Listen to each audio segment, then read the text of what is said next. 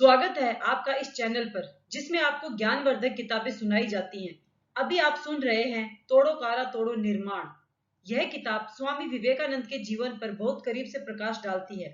इसमें स्वामी जी के जीवन की सत्य घटनाओं को लिखा गया है। यदि आप स्वामी विवेकानंद के जीवन से प्रभावित हैं और जानना चाहते हैं कि उन युग पुरुष का लालन पालन कैसे हुआ होगा, उनका माता पिता के प्रति तथा माता पिता का उनके प्रति व्यवहार कैसा रहा होगा, इसके अलावा यदि आप उनके बारे में और भी बहुत कुछ जानने की इच्छा रखते हैं तो आपको यह किताब जरूर सुननी चाहिए। यदि आप चैनल पर नए हैं तो कृपया पहले इस किताब के वीडियो के भाग 1 से 5 तक जरूर सुने।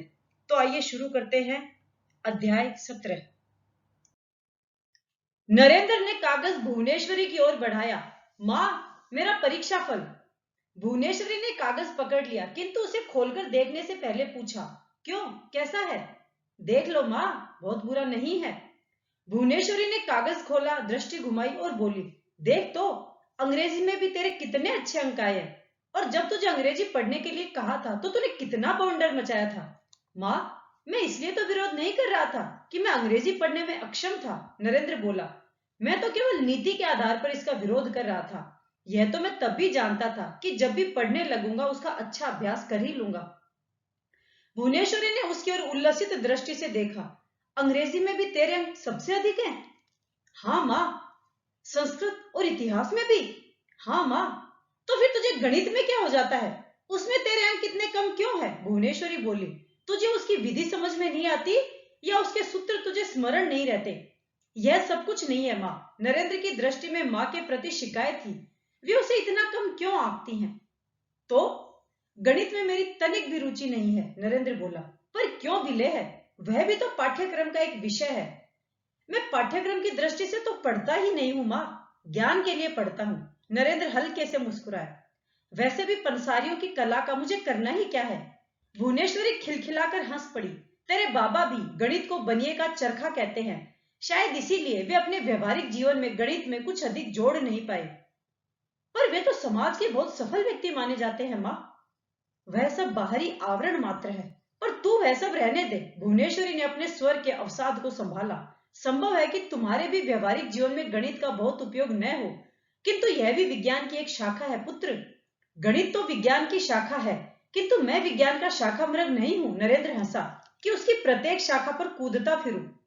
भुवनेश्वरी ने मुग्ध भाव से पुत्र को देखा। तू बातें बनाना बहुत सीख गया है। अच्छा, खेलने के लिए जाने से पहले कुछ खा लेना। मुझे भूख नहीं है माँ। मदाग्नि रोग ने तो तेरा स्वास्थ्य एकदम चौपट कर दिया है, भुवनेश्वरी ने चिंतित स्वर में कहा। कितना दुबला हो गया है।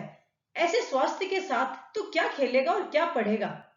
तुम तो व्यर्थ की चिंता करती हो माँ, नरेंद्र बोला। मेरा मोटापा चाहे कुछ कम हो गया हो, किंतु मैं दुर्बल एकदम नहीं हुआ हूं। चाहे तुम्हारे वैद्य जी किसी भी रोग का नाम लेकर तुम्हें डराते रहे। भुवनेश्वरी सायास मुस्कुराई। नहीं बिल्ले है, सचमुच तेरी भूख एकदम समाप्त हो गई है। पहले तू इसे 4 गुना खाया करता था, मांग कर खाता था और जो कुछ मिल जाता था वही खा लेता था। इसका अर्थ यह भी तो हो सकता है माँ कि तब मैं आवश्यकता से बहुत अधिक खाता था, इसलिए अनावश्यक रूप से मोटा भी था। अब मैं एकदम ठीक हूँ, नरेंद्र ने उत्तर दिया। तुम देखो माँ, मैं अपने विद्यालय में सबसे अधिक खेलने वाला लड़का हूँ। सब थक जाए किंतु तुम्हारा बिलेह नहीं थकता। सबसे बातें करता हूँ, मिलता जुलता हूँ, हंसता बोलता हूँ। विद्यालय में सबसे अधिक मित्र मेरे ही हैं। मुझसे निष्क्रिय बैठा ही नहीं जाता माँ। यदि मेरे पास पढ़ने के लिए कुछ नहीं है तो मैं खेलना चाहता हूँ। कोई खेल न हो तो मैं कोई चमत्कार करना चाहता हूँ जिसे सब लोग शरारत कहते हैं और तुम कहती हो पाजीपन। मुझे 3-4 दिन चुपचाप बैठा दो तो या तो मैं अस्वस्थ हो जाऊंगा या पागल। मेरे भीतर लगातार एक चक्की चल रही है माँ, जो मुझे शांत होकर बैठने नहीं देती। मेरे मित्र भी कहते हैं कि मैं पगला हूँ, पगला बिले। पगला तो तू है ही, भुवनेश्वरी हंस पड़ी। इसीलिए तो न कुछ खाता है न पीता है। खाता तो हूं माँ। नरेंद्र के अधरों पर एक वक्र सी मुस्कान उभरी। तुम चाहो तो मैं अभी भी कुछ खा सकता हूँ। बोल, क्या खाएगा? भुवनेश्वरी प्रसन्न हो गई। कोई चटपटी सी चीज तल दो। भुवनेश्वरी के चेहरे पर प्रसन्नता का कोई लक्षण प्रकट नहीं हुआ, उल्टे वह कुछ और भी चिंतित हो गई। यही तो सारी गड़बड़ है। एक तो तुझे भूख नहीं लगती और खाने की इच्छा होती है तो तली हुई मसालेदार चीज। तुझे पता है कि वैद्य जी का कहना है कि न तुझे कोई मसाला खाना है न तला हुआ पदार्थ। ये सब खाएगा तो तेरा रोग और भी बढ़ जाएगा। तो फिर रहने दो माँ, नरेंद्र बोला। मुझे वैसे भी कुछ काम है। भुवनेश्वरी खड़ी देखती रह गई और नरेंद्र बाहर चला गया। भुवनेश्वरी के मन में अपने लिए भर्त्सना जागी। उसने क्यों जाते हुए नरेंद्र को रोक नहीं लिया? यदि वह उसकी बाह थामकर रोक लेती और खाने के लिए बैठा देती, तो क्या वह इनकार करके चला जाता? किंतु रोकती भी तो किस मन से? जो कुछ वह खाना चाह रहा था, क्या वह उसे दे देती? वस्तुतः उसे उसके अपने असमंजस ने ही जकड़ रखा था। न वह उसे जाने देना चाहती थी और न वह उसे असफल मनोवांछित खिला सकती थी, जो उसके स्वास्थ्य के लिए लाभदायक नहीं था। आगे है, भूगोल के अध्यापक छात्रों की कॉपियां जांच रहे थे। उन्होंने 2-3 कॉपियां ही जांची थी कि नरेंद्र की कॉपी उनके सामने आ गई। उन्होंने उसे कुछ लपक कर पढ़ा और मुस्कुरा पड़े। नरेंद्रनाथ दत्त, खड़े हो जाओ। नरेंद्र अपने स्थान पर उठकर खड़ा हो गया। यह खाता तुम्हारा है? अध्यापक महोदय ने उसे कॉपी दिखाई। जी। संयुक्त राज्य अमेरिका की राजधानी कहाँ है? अध्यापक महोदय ने पूछा। नरेंद्र कुछ चकित था। उन्होंने लिखने के लिए भी यही प्रश्न किया था और नरेंद्र ने कॉपी में लिखा भी था। उसकी कॉपी उनके सामने थी, तो फिर वे क्यों पूछ रहे हैं? किंतु जब उन्होंने पूछा ही था, तो उत्तर तो उसे देना ही होगा। वॉशिंगटन, उसने कहा। अध्यापक मुस्कुराए। यही तो तुमने लिखा भी है। उत्तर में नरेंद्र भी मुस्कुराया। जो लिखा है वही बता रहा हूं गुरु महाशय। लिखने और बोलने में किसी देश की राजधानी भिन्न तो नहीं हो जाएगी। अचानक ही अध्यापक के चेहरे से मुस्कान विलीन हो गई। उनकी आकृति पर रोष के लक्षण उभरे। डपट कर बोले, तुम्हें लज्जा नहीं आती? कक्षा में किसी छात्र को किसी प्रश्न का उत्तर न सूझे, यह तो मेरी समझ में आता है, किंतु घर से करके लाए गए काम में भी भूल हो, यह तो अक्षम्य है। तुम्हें स्वयं नहीं आता था तो घर में किसी से पूछ लेते, पुस्तक में देख लेते।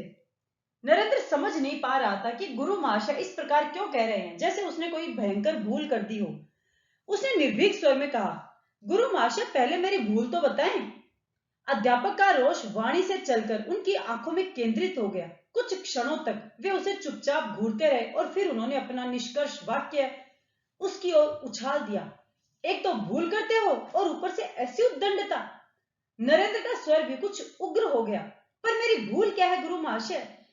संयुक्त राज्य अमेरिका की राजधानी न्यूयॉर्क है। अध्यापक बोले, वॉशिंगटन नहीं। नरेंद्र पूर्णतः आश्वस्त था कि उसने कुछ भी गलत नहीं लिखा। अध्यापक महोदय जाने क्यों ठीक उत्तर को गलत बताने पर तुले हुए थे। क्या उनके अपने ज्ञान में ही कहीं कोई त्रुटि थी? हो भी तो क्या, वे अध्यापक थे। अवस्था और सामाजिक सम्मान की दृष्टि से उससे बड़े थे। उसे उनका अपमान नहीं करना था, किंतु उनकी गलत बातों को वह स्वीकार भी कैसे कर लेता? सहज भाव से बोला, नहीं गुरु महाशय, यह गलत है। संयुक्त राज्य अमेरिका की राजधानी वॉशिंगटन ही है। इस बार अध्यापक क्रोध से भभक उठे। इतना दुस्साहस! एक तो उत्तर लिखने में भूल की, उस पर बता रहा हूं तो मानता नहीं, आगे से अकड़ता है। अहंकार की भी कोई सीमा होती है। गुरुओं के सम्मुख इस प्रकार बोलना चाहिए क्या? नम्रता सीखो, अपनी भूलों को स्वीकार करो और अपने ज्ञान का विस्तार करो। अमेरिका की राजधानी न्यूयॉर्क है। नरेंद्र तनिक भी विचलित नहीं हुआ। बोला, किंतु गुरु महाशय, आपके उपदेश के अनुसार यदि मैं आपके उपदेश के सम्मुख नतमस्तक हो भी जाऊं तो भी संयुक्त राज्य अमेरिका की राजधानी तो वॉशिंगटन में ही रहेगी, न्यूयॉर्क में स्थानांतरित कभी नहीं होगी। अध्यापक का क्रोध अमर्यादित हो उठा। वे अब और नहीं सुन सकते थे, चाहे यह लड़का सारे विद्यालय का कितना ही प्रिय विद्यार्थी क्यों न हो। उन्होंने मेज पर से अपनी छड़ी उठाई और नरेंद्र के पास आ पहुंचे। हाथ बढ़ाओ। नरेंद्र ने अपनी हथेली फैला दी। अध्यापक ने पहले ही सपाटे में 4-5 छड़ियां जमा दी। उन्होंने विजयी गर्व से दृप्त दृष्टि उस पर डाली। अब संयुक्त राज्य अमेरिका की राजधानी कहाँ है? नरेंद्र ने अपने चेहरे पर उभरने वाली कठोरता छिपाई नहीं, किंतु सधे हुए स्वर में बोला, अब भी वॉशिंगटन में ही है। अध्यापक ने उसे घूरा। कैसा निर्लज लड़का है। उन्होंने उसकी हथेली पर 2 प्रहार और किए। नरेंद्र अपनी हथेली फैलाए वैसे ही खड़ा रहा। उसने हथेली हटाने अथवा किसी और प्रकार से मार से बचने का कोई प्रयत्न नहीं किया। अध्यापक का हाथ सहसा रुक गया। उन्होंने दृष्टि उठाकर नरेंद्र के निर्भीक चेहरे को देखा और सहम गए। यह लड़का अकारण ही इतना दुर्दम्य नहीं है। वे अपने स्थान पर लौट आए। कुर्सी पर बैठकर मेज पर पड़ी पुस्तक उठाई और उसके पृष्ठ पलटे। उन्होंने उचटती हुई एक दृष्टि नरेंद्र पर भी डाली। नरेंद्र अब भी अपने स्थान पर खड़ा था, तना हुआ, अडिग। अध्यापक ने पुस्तक में संयुक्त राज्य अमेरिका की राजधानी खोज निकाली। वे स्तब्ध रह गए। वे ही भूल कर रहे थे। संकोच से उनका व्यक्तित्व कैसा तो सिमट गया। एक बार लज्जित दृष्टि से नरेंद्र की ओर देखा और स्वयं को संभालने का प्रयत्न किया। नरेंद्र, तुम बैठ जाओ। वे स्वयं उठकर खड़े हो गए। मैंने अभी पुस्तक देखी है। तुम ठीक ही कह रहे थे नरेंद्र। संयुक्त राज्य अमेरिका की राजधानी वॉशिंगटन ही है। मुझे खेद है कि मैंने तुम्हें डांटा और मारा। बहुत प्रयत्न के पश्चात उन्होंने नरेंद्र से आंखें मिलाई और प्रयास पूर्वक अपने चेहरे पर मुस्कान लाई। मुझे प्रसन्नता है कि तुमको अपनी बात पर इतना विश्वास था, इसलिए तुम सत्य पर अड़े रहे। तुम इतने दृढ़ न होते तो मुझे अपनी भूल का ज्ञान कभी न होता। मैं संयुक्त राज्य अमेरिका की राजधानी न्यूयॉर्क ही मानता रहता और बच्चों को भी वही पढ़ाता रहता। उनका संकोच उनकी वाणी और चेहरे दोनों में ही झलकने लगा था। पर एक बात मेरी समझ में नहीं आई कि मेरे मस्तिष्क में यह न्यूयॉर्क कहां से जम गया। नरेंद्र का सारा रोष धुल गया था। यदि एक व्यक्ति पूरी सच्चाई से इस प्रकार अपनी भूल स्वीकार कर रहा है तो उसके प्रति रोष का क्या अर्थ। न्यूयॉर्क का नाम इतना प्रसिद्ध है गुरु महाशय कि जब तक व्यक्ति किसी प्रामाणिक पुस्तक में पढ़ ही न ले वह न्यूयॉर्क को ही राजधानी मान लेता है। नरेंद्र सहज भाव से बोला, पुस्तकों में तो मैंने भी पढ़ा ही है, पर कदाचित तुम ठीक कह रहे हो नरेंद्र। अध्यापक के स्वर में न केवल नरेंद्र के लिए स्नेह का भाव था, उनके मन में उसके लिए पर्याप्त सम्मान भी था। भुवनेश्वरी ने नरेंद्र की हथेली पर कुछ अतिरिक्त लाली देखी तो उसके मन में संदेह जागा। विद्यालय में तेरी पिटाई हुई है क्या? न चाहते हुए भी नरेंद्र को सारी घटना सुनानी पड़ी। कक्षा में तो वह तात्कालिक आवेश में अध्यापक महाशय को बहुत कुछ कह चुका था, किंतु अब जब उसका रोष समाप्त हो चुका था और अपनी भूल को स्वीकार कर लेने वाले अध्यापक के लिए उसके मन में आदर का भाव था, उसे अपने ही शब्द कुछ अधिक कठोर और उद्दंड लग रहे थे। माँ के सम्मुख वह सारी घटना निसंकोच भाव से सुनाई नहीं जा सकती थी। अभी तक तो माँ अपने मन में अध्यापक महाशय को दोषी मान रही होंगी, पर सारा विवरण सुनकर संभव है उन्हें नरेंद्र की उद्दंडता पर क्रोध आए, किंतु वह झूठ भी तो नहीं बोलना चाहता था। घटना सुनाकर उसने माँ की ओर देखा। शायद माँ भी उसे धिक्कारे, किंतु भुवनेश्वरी के चेहरे पर क्रोध तो दूर, तनिक सा विरोध भी नहीं था। तूने अच्छा किया पुत्र कि सत्य पर अडिग रहा। भुवनेश्वरी ने उसके सिर पर हाथ फेरा। सत्य पर अडिग रहना बड़े साहस का कार्य है। हमें अपना साहस नहीं छोड़ना चाहिए।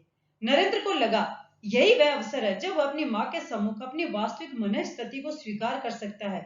बोला, साहस तो मैं कितना भी कर सकता हूँ माँ, किंतु मेरी उलझन यह है कि ऐसे सारे अवसरों पर मुझे अशिष्ट और उद्दंड मान लिया जाता है। गुरु शिष्य का संबंध ही कुछ ऐसा होता है माँ। भुवनेश्वरी का चेहरा कुछ चिंतनशील हो गया। वह गंभीर वाणी में बोली, इस बात की आशंका तो रहती ही है पुत्र, किंतु अपने सम्मान की रक्षा तो होनी ही चाहिए। बस इस बात का ध्यान रखो कि तुम्हारी सत्य निष्ठा से दूसरों का सम्मान आहत न हो। सामान्यतः नियम तो यही है कि व्यक्ति को शांत रहना चाहिए, किंतु आवश्यकता अनुसार उसे कठोर भी हो जाना चाहिए। उसी प्रकार हमें सदा विनीत रहना चाहिए, किंतु सत्य बोलने के लिए मस्तक को उठाकर ही रखना होगा, उसे चाहे कोई अशिष्टता माने या उद्दंडता। उसने रुक कर नरेंद्र को देखा। गुरु की अवज्ञा की शिक्षा मैं तुम्हें कभी नहीं दूंगी, किंतु गुरु को परखना भी तो होगा। श्रद्धा तो उसी गुरु के प्रति की जा सकती है न जो चरित्र और ज्ञान का सच्चा हो। अगला दृश्य। अध्यापक अभी आए नहीं थे, इसलिए कक्षा में पर्याप्त कोलाहल हो रहा था। लगता था सारे लड़के एक साथ ही बोलने का प्रयत्न कर रहे हों। कोई किसी की बात सुन नहीं रहा था। अध्यापक आए तो क्रोध में भर गए। इतना शोर सुनकर कौन क्रुद्ध नहीं होगा, किंतु कक्षा थी कि उन्हें देखकर एकदम शांत हो गई। सारे लड़के अपने अपने स्थान पर अत्यंत निरीह भाव से बैठ गए, पर अध्यापक का क्रोध लड़कों की इस शालीनता से भी शांत नहीं हुआ। उन्होंने कुछ उग्र स्वर में कहा, कल मैंने जो काम करके लाने को दिया था, जो जो लड़का वह काम करके नहीं लाया अपनी अपनी जगह पर उठकर खड़ा हो जाए। सारे लड़कों ने अपने आसपास दृष्टि दौड़ाई। कौन कौन काम करके नहीं लाया? वे सब तो करके लाए थे। लगा कि सारी कक्षा काम करके लाई है। अध्यापक को कुछ निराशा हुई। अब वे अपना क्रोध किस बहाने से निकालेंगे? किंतु तभी एक लड़का उठकर खड़ा हो गया। अध्यापक ने उसकी ओर देखा। उसने कुछ कहा नहीं था, केवल सिर लटकाए चुपचाप खड़ा था, अर्थात वह काम करके नहीं लाया था।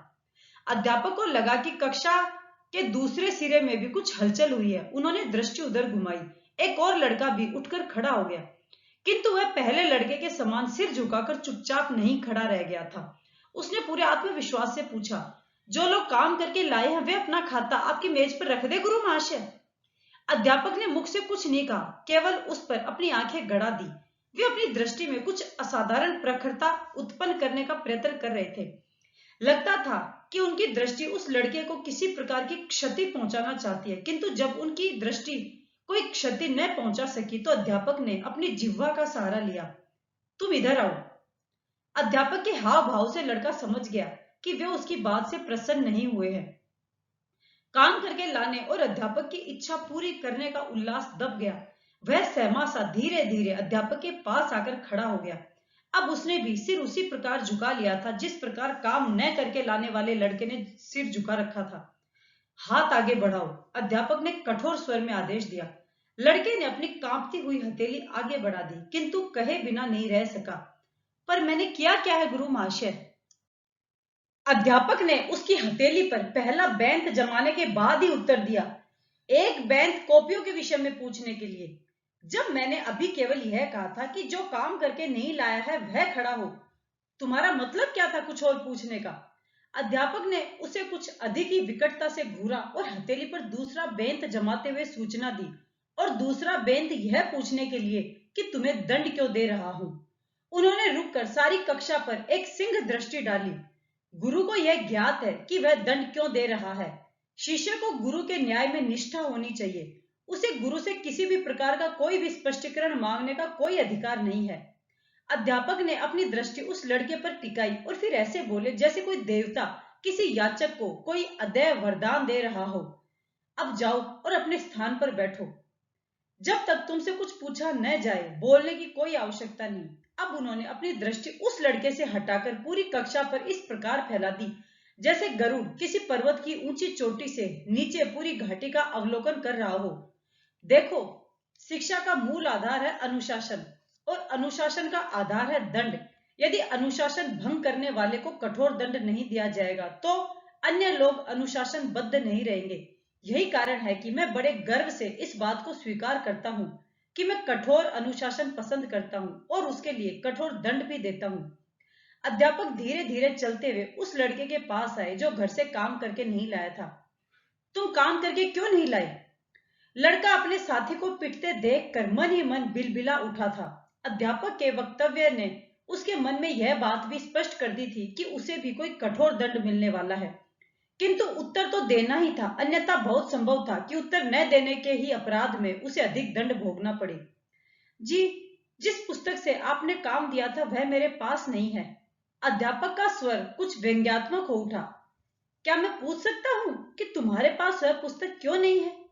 लड़का कुछ देर चुप खड़ा रहा, किंतु अंत में अत्यंत दबे स्वर में बोला, जी अभी खरीदी नहीं। उसने अपनी दृष्टि ऊपर उठाई और अध्यापक के चेहरे से यह जानना चाहा कि क्या उसका यह उत्तर संतोषजनक था। अध्यापक के लिए यह उत्तर और अधिक क्षोभ उत्पन्न करने वाला था। उन्होंने सीधे सपाट किंतु कठोर स्वर में पूछा, अभी तक क्यों नहीं खरीदी? लड़के का स्वर रुआंसा हो गया। बाबा कहते हैं कि इस पगार पर खरीद देंगे। किंतु अध्यापक के लिए लड़के के पिता का उत्तर भी संतोषजनक नहीं था। उन्हें कदाचित इस वक्तव्य में ही आपत्ति थी। बोले, सारे नगर के लोगों को पगार मिल गई, तुम्हारे बाबा को ही अभी तक क्यों नहीं मिली? लड़के ने आंखें झुका ली। वे जहां काम करते हैं वहां पगार महीने की 7वीं तारीख को मिलती है। जब तक अध्यापक पूर्णतः भड़क चुके थे, बोले, तो इसका अर्थ यह हुआ कि मैंने जो काम करने के लिए दिया है उसका होना या न होना तुम्हारे बाबा के स्वामी की इच्छा पर निर्भर करता है, मेरे आदेश पर नहीं। लड़के की आंखों में अश्रु छलक आए। जी ऐसा तो नहीं है, बस एक बार पुस्तक खरीद लूंगा तो फिर हर बार समय से काम किया करूंगा। किंतु अध्यापक का मन उसके अश्रुओं से तनिक भी प्रभावित नहीं हुआ। वे उसे उसी प्रकार कठोर और अपमानजनक दृष्टि से देखते हुए बोले, तो तुम समझते हो कि मैं तुम्हारी इस कहानी पर विश्वास कर लूंगा? यदि तुम यह सारा किस्सा कहानी न सुनाते और केवल इतना बताते कि तुमने काम नहीं किया है तो कदाचित मेरी दृष्टि में इतना बड़ा अपराध न होता। मैं मान लेता कि बच्चा है, भूल गया होगा या किसी अन्य काम में लग गया होगा, पर तुमने अपनी कहानी में स्वयं यह सिद्ध किया है कि तुम्हें स्मरण था कि जिस पुस्तक से मैंने तुम्हें काम दिया है वह पुस्तक तुम्हारे पास नहीं है। क्यों? जी, तुम यह भी जानते थे कि उस पुस्तक के बिना तुम यह काम कर भी नहीं पाओगे। जी, फिर भी तुमने वह पुस्तक खरीदने का प्रयत्न नहीं किया, न वह पुस्तक किसी से उधार मांगी। जी, इसका अर्थ यह हुआ कि तुम यह निश्चय कर चुके थे कि तुम मेरा दिया हुआ यह काम नहीं करोगे। अध्यापक ने अपना निष्कर्ष सुना दिया। लड़का एकदम सकपका गया। जी नहीं गुरु महाशय। नहीं के बच्चे? और उस अध्यापक का बेंत चलने लगा। वे बिना गिने ही लड़के को बेंत मारते जा रहे थे, जैसे किसी लड़के को न पीट रहे हो, कोई रुई धुल रहे हो। अपने स्थान पर बैठा नरेंद्र आरंभ से ही बड़े ध्यान से यह सब कुछ देख रहा था। आरंभ में ही अध्यापक की इस कठोरता पर उसके मन में विरोध जागा था। उसने मन ही मन कहा था कि यह कठोरता नहीं, क्रूरता है। उसकी आंखों में लड़के के प्रति सहानुभूति तथा इस घटना के प्रति पीड़ा का भाव बहुत ही स्पष्ट था। उसके पश्चात तो उसके मन में विरोध के पश्चात रोष और रोष के पश्चात क्रोध उत्पन्न हुआ। किंतु न तो वह अपना विरोध ही प्रकट कर सकता था और न क्रोध ही। वह विद्यालय की कक्षा थी। अध्यापक कक्षा का स्वामी होता है। अध्यापक के विरुद्ध कुछ कहना और करना तो दूर, सोचना भी उचित नहीं है। किंतु वह क्या करता? अपने क्रोध को प्रकट न कर पाने की बाध्यता जैसे उछल उछल कर बाहर आना चाहती थी। वह अपने क्रोध की गेंद को जितनी जोर से चुप्पी रूपी बालू के ढेर में मारकर भीतर धंसा देना चाहता था, वह उतने ही वेग से पलटकर वापस आ जाती थी, जैसे वह रेत के ढेर में न मारी गई हो, किसी ठोस दीवार पर पटक दी गई हो।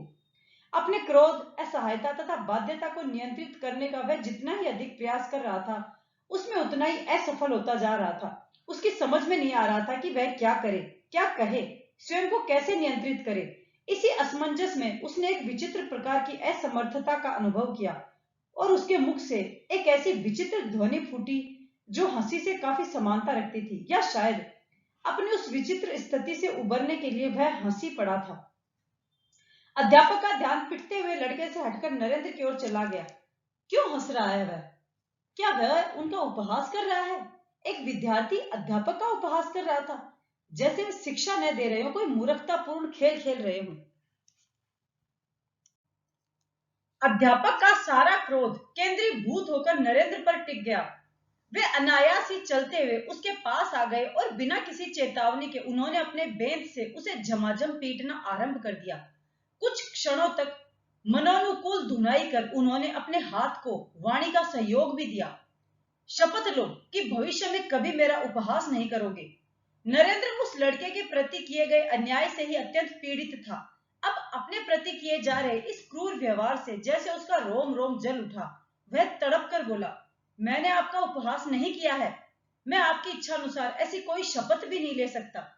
अध्यापक का क्रोध उनकी बुद्धि को तो गटक ही चुका था। अब उन्हें लगा कि नरेंद्र जानबूझकर उनका अपमान कर रहा है। उनका क्रोध दुगने वेग से बढ़ा और उसी गति से उनके हाथ भी चलने लगे। वे नरेंद्र को इस प्रकार पीट रहे थे जैसे उसके मुख से अपनी इच्छा अनुसार शपथ का वह वाक्य उच्चारित करवा कर ही रहेंगे। किंतु नरेंद्र की दृढ़ता उनकी क्रोधाग्नि में आहुति का कार्य कर रही थी। नरेंद्र न तो उनकी इच्छा अनुसार शपथ ले रहा था और न ही मार की पीड़ा से रो या चिल्ला रहा था। न वह अपनी भूल स्वीकार कर रहा था, न वह उनसे क्षमा मांग रहा था। अध्यापक को लग रहा था कि नरेंद्र यह सब कुछ केवल उनका अपमान करने के लिए ही कर रहा है। उनकी धारणा थी कि वह जितना अधिक इस दंड को सहता जाएगा, उसी अनुपात में उनका अपमान भी बढ़ता जाएगा। उसे रोने अथवा क्षमा की भीख मांगने को बाध्य न कर पाना उनकी पराजय थी और अपने एक शिष्य के सामने गुरु की ऐसी पराजय गुरु का अपमान था। अध्यापक का क्रोध बढ़ता जा रहा था और उसी की प्रतिक्रिया में नरेंद्र का हठ भी बढ़ता जा रहा था। अंततः अध्यापक को लगा कि उनका यह सारा दंड व्यर्थ जा रहा है। कदाचित नरेंद्र जैसे लड़के के लिए यह दंड बहुत छोटा और साधारण था। उसकी सहन शक्ति और पाजीपन की क्षमता इस दंड से बहुत अधिक थी। उन्होंने जिसे मात्र जेब कतरे का दंड देना चाहा था, वह तो हत्यायुक्त डकैती का अपराधी था। उसे तो कोई अत्यंत कठोर दंड दिया जाना चाहिए था, जिससे वह क्षण भर में ही बिलबिला उठे। उन्होंने अपने अंतिम शस्त्र के रूप में नरेंद्र को उसके दोनों कानों से पकड़कर बेंच से ऊपर उठा दिया। हथेली पर बेंत की मार को नरेंद्र ने अब तक असह्य न माना था, किंतु कानों को पकड़कर इस प्रकार उठाया जाना उसके लिए भी असह्य था। उसे लगा कि किसी ने जैसे उसके कानों को चीर दिया है और उसके कानों में से रक्त बह आया है। इस अमानुषिक व्यवहार के परिणाम स्वरूप क्रोध और अपमान के मारे नरेंद्र की आंखों में अश्रु आ गए। उसका क्रोध मर्यादा के बंधन को तोड़कर चिल्लाया, मेरे कान मत उखाड़िए। और उसे लगा कि इस वाक्य में जो याचना थी, चाहे वह कितनी ही क्षीण क्यों न हो, इसमें अध्यापक की क्रूरता के प्रति विरोध नहीं था। इस वाक्य में कहीं यह ध्वनि नहीं थी कि वे जो कुछ कर रहे हैं वह गलत है, अनुचित है, अन्यायपूर्ण है। वह मुखर क्रोध के साथ चिल्लाया, मुझे इस प्रकार पीटने का आपको क्या अधिकार है? नरेंद्र के स्वर के अधिकार ने अध्यापक को डरा दिया और तब उन्होंने देखा कि नरेंद्र के कानों से रक्त बह रहा था। उनकी भयभीत बुद्धि ने उन्हें चेताया। वे अपने क्रोध में शायद अपने अधिकार की समस्त सीमाओं का अतिक्रमण कर गए थे। वे नरेंद्र को छोड़कर पीछे हट गए। नरेंद्र का क्रोध इतने से ही शांत होने वाला नहीं था। वह आत्मदमन के बंधन को जब तोड़ ही चुका था तो उसे अपने मन की बात कह ही लेनी चाहिए थी। इस बार उसने अपने पूर्ण जागृत क्रोध के साथ कहा, सावधान, अब मुझे हाथ मत लगाना। यह व्यवहार असाधारण था। अध्यापक को एक और तो यह स्मरण हो आया कि वे इन बच्चों के अध्यापक थे। उनका काम उन्हें शिक्षा देकर उन्हें संपूर्ण बनाना था और वे दंड स्वरूप उनका अंग भंग कर उन्हें पंगु बना रहे थे। अध्यापक समझ नहीं पाए कि उनकी चेतना में जो असंख्य लहरें उठ रही थी वे भय से निर्मित थी अथवा धिक्कार से। अपने निरीक्षण कार्य के लिए संयोगवश उधर से गुजरते हुए ईश्वर चंद्र विद्यासागर के कानों में नरेंद्र का यह क्रुद्ध फुत्कार पड़ा। वे रुक गए। उनके विद्यालय का एक छात्र अपने अध्यापक को इस प्रकार धमका रहा था। उन्होंने कक्षा में प्रवेश किया। अध्यापक को कक्षा के मध्य में खड़े देख उनकी दृष्टि नरेंद्र की ओर चली गई। नरेंद्र के कानों से रक्त बह रहा था और वह पीड़ा, अपमान तथा क्रोध से उबल उबल कर रो रहा था। ईश्वर चंद्र उसके निकट आ गए। क्या हुआ नरेंद्र? नरेंद्र अपने निकट ईश्वर चंद्र को देखकर न तो हतप्रभ हुआ, न उसे अपनी किसी भूल का बोध हुआ। उसे लगा कि यही उचित अवसर था कि वह अपने मन में दबे हुए चित्कार को वाणी दे। अब न कहा तो फिर कहने का कोई लाभ नहीं होगा, और फिर ईश्वर चंद्र से अधिक उपयुक्त व्यक्ति और कौन हो सकता है जिसे इस घटना की पूरी सूचना दी जानी चाहिए।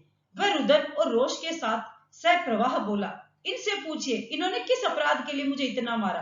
केवल इसलिए कि इन्हें एक निरीह बालक को अपने बेंत से रुई के समान धुनते हुए देखकर मुझे इनकी महानता और अपनी असहायता पर हंसी आ गई थी। ये अध्यापक है या कसाई? यह किसी शिक्षक का दंड विधान नहीं हो सकता कि विद्यार्थी का अंग भंग कर दे। उसने रुककर पूर्ण विश्वास के साथ विद्यासागर की ओर देखा। गुरु महाशय, यदि आप इस विषय में भी इनका पक्ष लेंगे तो आप भी इस शिष्य हंता अध्यापक के पाप के भागी होंगे, और मैं तो। उसने उनके सामने ही अपनी सारी पुस्तकें समेट ली। मैं तो सदा के लिए आपका विद्यालय छोड़कर जा रहा हूं। नरेंद्र अपनी पुस्तकें लेकर ईश्वर चंद्र के देखते देखते कमरे से बाहर निकल गया। उसके कमरे से निकल जाने के पश्चात ही ईश्वर चंद्र भी उसके संकल्प की गंभीरता के प्रति सजग हुए। उन्होंने अध्यापक से कुछ नहीं कहा। वे नरेंद्र के पीछे पीछे कमरे से बाहर निकल आए, किंतु बरामदा पार करने तक उन्होंने उसे कुछ नहीं कहा। जब बरामदा पार कर वह अपनी कक्षा से काफी दूर निकल गया तो उन्होंने उसे पुकारा, नरेंद्र, रुको नरेंद्र, मेरी बात सुनकर चले जाना। नरेंद्र के पग थम गए किंतु लौटे नहीं। वह अपने स्थान पर खड़ा उन्हें अवसर देता रहा कि ईश्वर चंद्र चाहे तो उसके निकट आ सकते हैं। वह उनसे मानेगा नहीं। ईश्वर चंद्र उसकी इच्छा समझ गए। वे चलकर उसके पास आए और स्नेहपूर्वक उसके कंधे पर हाथ रखकर बोले, मेरे विद्यालय में इस प्रकार का कांड हो जाए तो अपराधी तो मैं ही हूं। फिर भी नरेंद्र, इतना अवसर तो मुझे दो कि मैं तुम्हारे कानों से बहता रक्त और अश्रु पोंछ सकूं। नरेंद्र ने उनकी ओर देखा। उसकी दृष्टि में उनके स्नेह के प्रति कृतज्ञता का भाव था। तुम्हारे क्रोध का कारण और उसकी सीमा दोनों को ही मैं समझता हूं, ईश्वर चंद्र बोले, किंतु यदि तुम मुझे बात करने का थोड़ा सा अवसर दोगे तो मैं अपराध के इस कलंक को कुछ तो हल्का कर ही सकूंगा। नरेंद्र ने उन्हें कोमल किंतु सशंक दृष्टि से देखा। मैं कक्षा में वापस नहीं जाऊंगा। बिल्कुल नहीं, कक्षा में क्यों भेजूंगा तुम्हें मैं, ईश्वर चंद्र बोले। तुम मेरे कक्ष में चलो, वहीं थोड़ा सा वार्तालाप करेंगे। नरेंद्र कुछ नहीं बोला और ईश्वर चंद्र उसके कंधे को थामे उसे अपने कक्ष की ओर ले चले। पहले उन्होंने अपने रुमाल से उसके कानों से बहता रक्त पोंछा और फिर बोले, मैं यह मानता हूं नरेंद्र कि माता पिता, अध्यापक तथा अन्य गुरुजनों को थोड़ा कठोर होने का अधिकार होता है। अज्ञानी को कभी कभी दंड सीधे मार्ग पर ले आता है, किंतु यह स्पष्ट है कि गुरुजन जब कभी कठोरता का व्यवहार करें, खेद के साथ करें। उन्हें सदा लगे कि उन्हें यह न ही करना पड़ता तो अच्छा था। उनके कठोर व्यवहार से यदि बालक एक अश्रु बहाए तो उनका हृदय 10 अश्रु रोए। वे लोग ईश्वर चंद्र के कक्ष में पहुंच गए। ईश्वर चंद्र ने नरेंद्र को अपने सामने वाली कुर्सी पर बैठाया और घूमकर अपनी कुर्सी पर आ बैठे।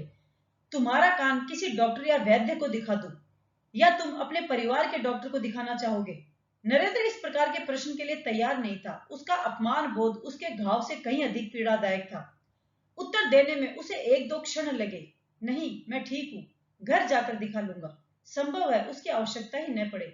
ईश्वर चंद्र ने अपनी पिछली बात का सूत्र पुनः पकड़ लिया। अच्छा, मैं यह कह रहा था कि क्या तुम मुझसे सहमत हो कि गुरुजनों को इतना अधिकार है?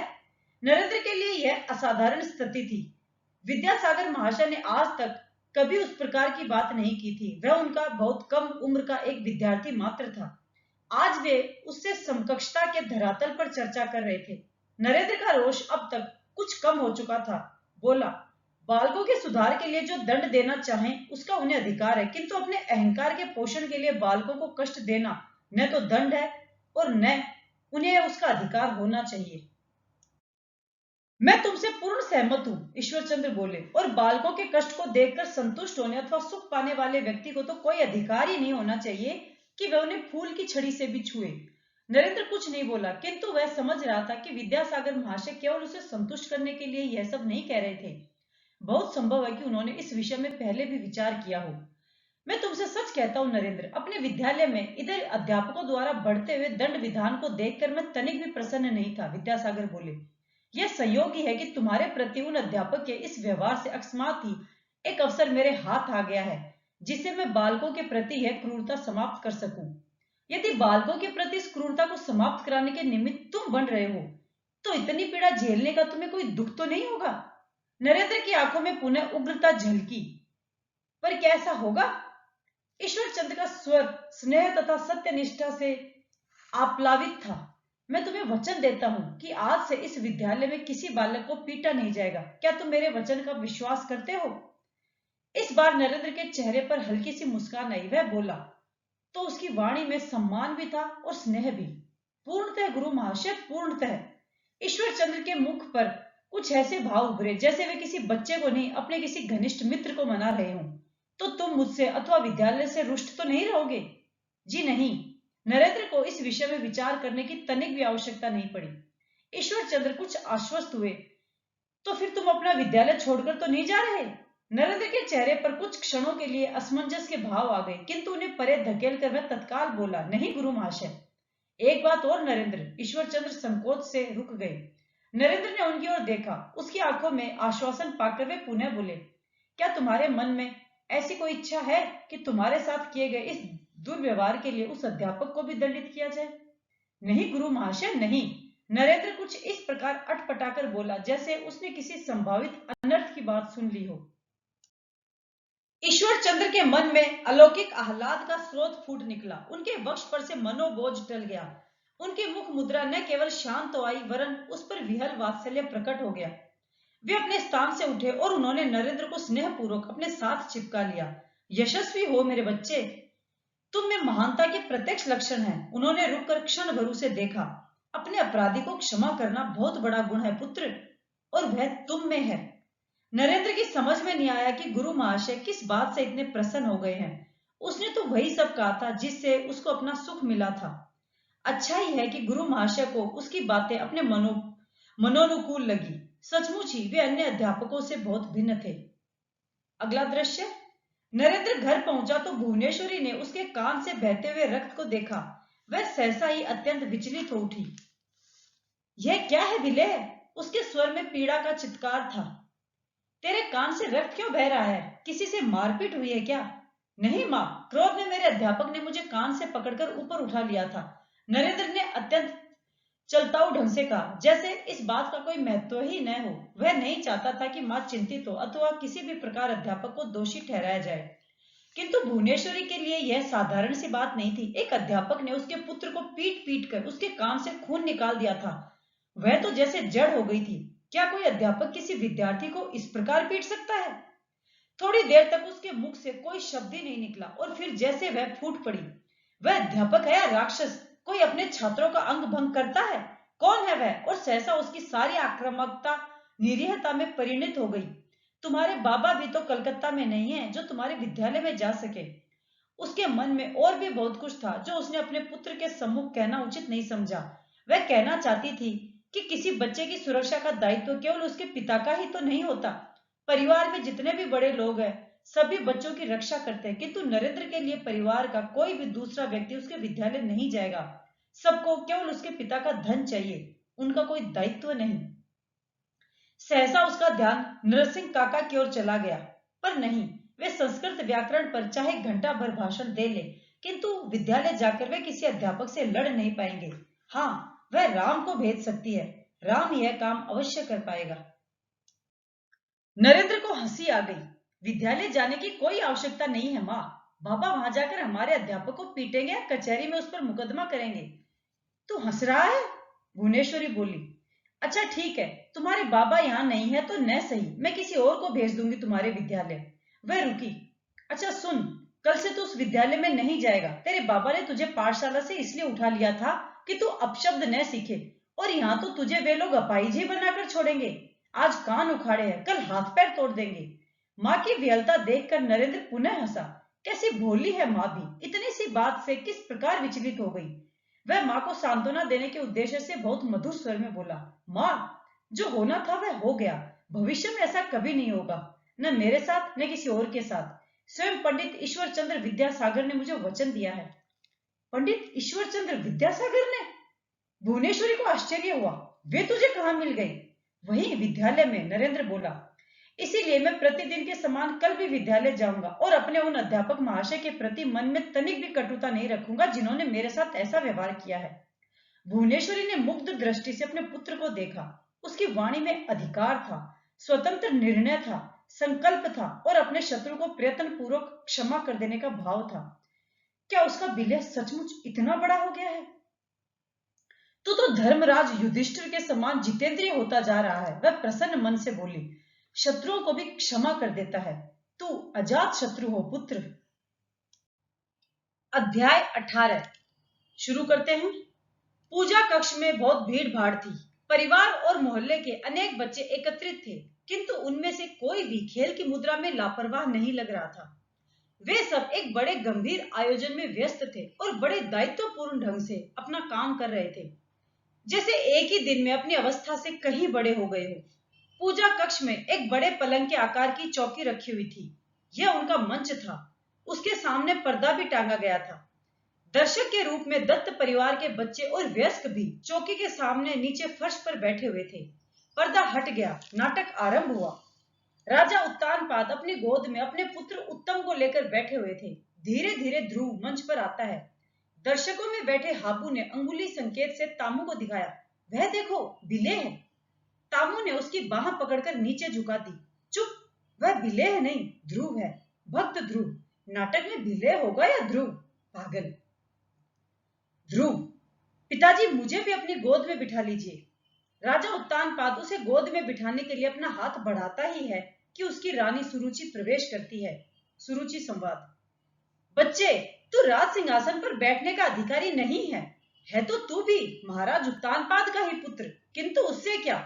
मैंने तुझे जन्म नहीं दिया। तू अबोध है, नहीं जानता कि किसी भी अन्य स्त्री की कोख से जन्म लेकर न तो इस राज सिंहासन पर बैठ सकता है और न ही महाराज उत्तानपाद की गोद में। यदि तुझे इस राज सिंहासन अथवा इस गोद में बैठना है तो जा, तपस्या करके परम पुरुष नारायण की आराधना कर और उनकी कृपा से मेरे गर्भ में आकर जन्म ले। ध्रुव क्रोध के मारे लंबी लंबी सांसें लेता है और उत्तानपाद बैठा चुपचाप यह सब सुनता है। ध्रुव रोता हुआ मंच से चला जाता है। दृश्य परिवर्तित होता है। इस बार मंच पर ध्रुव की माता सुनीति बैठी है। ध्रुव रोता रोता उसके पास आता है। सुनीति संवाद। मैंने सब सुन लिया है पुत्र। आगे बढ़कर ध्रुव को भुजा से पकड़कर अपने निकट बैठा लेती है। बेटा, तू दूसरों के लिए किसी प्रकार के अमंगल की कामना मत कर। जो मनुष्य दूसरों को दुख देता है उसे स्वयं ही उसका फल भोगना पड़ता है। सुरुचि ने जो कुछ कहा है ठीक ही कहा है, क्योंकि महाराज को मुझे पत्नी तो क्या दासी स्वीकार करने में भी लज्जा आती है। पुत्र, तेरी सौतेली मां होकर भी सुरुचि ने एकदम सत्य कहा है। यदि तू राजकुमार उत्तम के समान राज सिंहासन पर बैठना चाहता है तो द्वेष भाव छोड़कर अपनी सौतेली मां के कथन का पालन कर। भगवान के चरणों की आराधना में लग जा।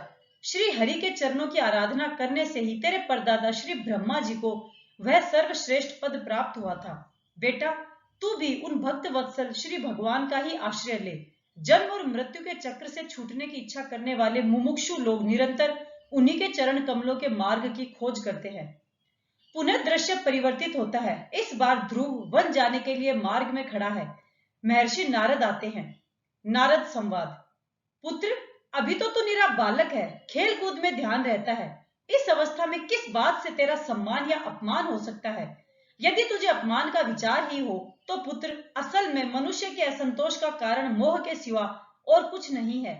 माता के उपदेश से तू योग साधना द्वारा जिस भगवान की कृपा प्राप्त करने चला है, मेरे विचार से साधारण लोगों के लिए उन भगवान को प्रसन्न करना बहुत कठिन है। इसलिए तू व्यर्थ का हठ छोड़ दे और घर लौट जा। बड़ा होने पर जब परमार्थ साधन का समय आए तब उसके लिए प्रयत्न कर लेना। ध्रुव संवाद।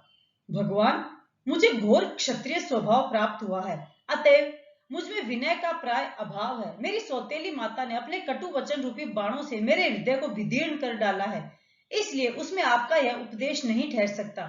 ब्राह्मण, मैं उस पद पर अधिकार करना चाहता हूं जो त्रिलोकी में सबसे श्रेष्ठ है तथा जिस पर मेरे पूर्वजों में से कोई भी आरूढ़ नहीं हो सका है।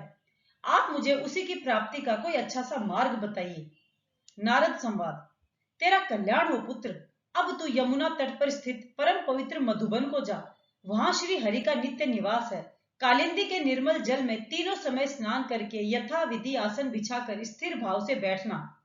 प्राणायाम से धीरे धीरे प्राण, मन और इंद्रियों के दोषों को दूर कर धैर्य युक्त मन से भगवान का ध्यान करना। दृश्य पुनः बदलता है। ध्रुव आसन लगाए ध्यान कर रहा है। विष्णु प्रकट होते हैं। ध्रुव आंखें खोल देता है। विष्णु संवाद। उत्तम व्रत का पालन करने वाले राजकुमार, मैं तेरे हृदय का संकल्प जानता हूं। यद्यपि उस पद को प्राप्त होना बहुत कठिन है, तो भी मैं तुझे वह पद देता हूं। तेरा कल्याण हो। ध्रुव उठकर हाथ जोड़ता है और पर्दा गिरता है। सारे अभिनेता मंच से नीचे उतर आए और दर्शकों ने उन्हें घेर लिया। नरसिंह दत्त ने आगे बढ़कर नरेंद्र का हाथ पकड़ा और बोले, विलेय, बड़ा अच्छा नाटक रहा तुम्हारा। उसे तैयार किसने किया था पुत्र? हरमोहिनी नाटक में सुनीति बनी थी। वह अपने नेपथ्य से अब भी उलझ रही थी। एक और वह चाहती थी कि वह अपना मुख धो डाले और दूसरी ओर वह रानी वाली साड़ी में ही सबके बीच घूमना चाहती थी। आगे बढ़कर बोली, विलय ने ही किया था ठाकुरदा। तैयार क्या करना था ठाकुरदा? नरेंद्र बोला, भागवत में से देखकर संवाद बना लिए। नरसिंह दत्त ने उसकी शालीनता को सराहा। फिर भी पुत्र, उसके लिए भी प्रतिभा चाहिए। तुम्हारी नाटक मंडली कितने नाटक करेगी?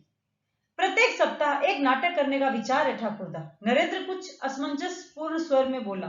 कह नहीं सकता कि संभव हो पाएगा या नहीं। नरसिंह दत्त ने उसकी पीठ पर थपकी दी। ओह, बहुत बड़ा काम है भाई। विद्यालय की पढ़ाई के साथ साथ प्रत्येक सप्ताह एक नाटक तैयार करना बड़े श्रम का काम है। उन्होंने रुककर नरेंद्र की ओर देखा। तो अगले सप्ताह कौन सा नाटक हो रहा है नाटककार महाशय? बच्चे खिलखिलाकर हंस पड़े और अपनी हंसी के मध्य उन्होंने नरेंद्र की ओर देखा जैसे वह कोई महत्वपूर्ण घोषणा करने वाला हो। नरेंद्र ने भी गंभीर मुद्रा बनाई और जैसे वह अपने किसी महत्वपूर्ण दायित्व की गंभीर सूचना देने जा रहा हो। दक्ष यज्ञ ध्वंस अथवा सती दाह। प्रसन्न रहो पुत्र, नरसिंह दत्त बोले, अच्छा विषय है। भगवान तुम्हें सफल करे। उन्होंने रुककर नरेंद्र को देखा। कोई समय था कि तुम्हारा राम दादा भी इन विषयों में रुचि रखता था, नाटक लिखता था और अभिनय करता था, पर अब तो जैसे इन विषयों में उसकी कोई रुचि ही नहीं रह गई। पहले देव पूजा में तल्लीन रहता था, पर आजकल भौतिक विज्ञान के प्रेम ने उसे घोर नास्तिक बना दिया है। नरसिंह दत्त उदास मन से चले गए। अब बच्चों को अपने सामान की सुध आई। कोई अपनी माँ की साड़ी लाया था, कोई अपने पिता की पगड़ी, कोई घर का पर्दा उठा लाया था, तो कोई पलंग की चादर। कपड़े देते हुए प्राय सबकी माताओं ने यह निर्देश दिया था कि वे कपड़ों को सावधानी से लौटा लाएं। कपड़ा न मैला हो न फटे। किंतु नाटक की उत्तेजना में कपड़ों का किसी ने ध्यान ही नहीं रखा। अब घर जाकर माँ तथा उनके प्रश्नों का सामना करने का अवसर निकट आया तो सबको ही अपने सामान का स्मरण हो आया था। सामान संभालने के नाम पर भी वे परस्पर नोच खसोटी कर रहे थे। एक का समेटा हुआ सामान दूसरा बिखेर देता था और सामान की स्थिति फिर से वही हो जाती थी जिसमें से किसी को कुछ भी नहीं मिल रहा था। बच्चे बिखेरने की तैयारी में ही थे कि नरेंद्र के चाचा लपक कर आए और उन्होंने अत्यंत उत्सुकता से पूछा, हो गया तुम्हारा नाटक? बच्चे प्रसन्नता से चिल्लाए, हाँ हो गया काकू। चाचा ने नाटक के विषय में और कोई जिज्ञासा नहीं की। बच्चों को हतप्रभ सा करते हुए उन्होंने अपने पुत्रों हाबू तथा तामू को डांटा। तुम लोगों को और कोई काम नहीं है कि गली के आवारा बच्चों के समान यहाँ बैठे हो? चलो घर जाओ। चाचा के हाव भाव से लग रहा था कि यदि हाबू और तामू तत्काल वहां से भाग नहीं गए तो वे अवश्य ही उन्हें पीट बैठेंगे। हाबू और तामू अपने पिता का स्वभाव समझते थे। उन्होंने वहां से भागने में एक क्षण भी नहीं लगाया। चाचा तब नरेंद्र की ओर मुड़े। देखो, नाटक अथवा नाटक करने में कोई दोष नहीं है, किंतु तुम लोग उद्यम बहुत करते हो। यदि तुम लोग शांति से नाटक नहीं करोगे तो सच कहता हूं, तुम्हारा मंच वंच सब तोड़ ताड़ कर रख दूंगा। चाचा ने किसी के उत्तर की प्रतीक्षा नहीं की। वे बच्चों को भयभीत और त्रस्त छोड़कर जैसे आए थे वैसे ही तेज तेज कदमों से चलते हुए लौट गए। अगला दृश्य, नरेंद्र अपने छोटे से कमरे में आया और अपना कुर्ता उतार कर उसने खूंटी पर टांग दिया।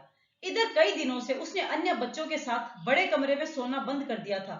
उस कमरे में बड़ी रात गए नींद आने तक कोई न कोई वार्ता चलती ही रहती थी और नरेंद्र क्षण भर के लिए भी ध्यान करने के लिए नहीं बैठ सकता था। इधर उसकी आत्मा जैसे उसे निरंतर धिक्कारती थी कि वह ध्यान क्यों नहीं करता। इससे तो कहीं अच्छा वह समय था जब वह शिशु के रूप में खेल खेल में ध्यान करने बैठ जाता था। तब लोग चाहे उसे बच्चे का खेल समझकर हंसकर टाल देते थे, किंतु उसका ध्यान तो हो जाता था। अब उसका अपना मन भी उतना अबोध नहीं था। वह किसी की आंख के कोने में अपने लिए कुटिल मुस्कान की एक रेखा भी देखना नहीं चाहता था। अन्य लोगों की उपस्थिति में ध्यान लगाने का खेल अब वह नहीं खेल सकता था। उसका मन अब यह नहीं मानता था कि ध्यान लगाना भी कोई खेल हो सकता है। यह तो उसकी आत्मा की अनिवार्य आवश्यकता थी। यदि वह ध्यान न लगाता तो मन कैसा तो विचलित रहता था। ध्यान उसके लिए शांति का भी पर्याय था और ऊर्जा का भी। वह यह भी समझ गया था कि यह प्रदर्शन की वस्तु नहीं है। किसी की उपस्थिति में ध्यान लगाने का कोई अर्थ नहीं है। यह तो उसकी आत्मा के एकांत का भोजन था। ईसा के शब्द प्राय उसके कानों में गूंजा करते थे।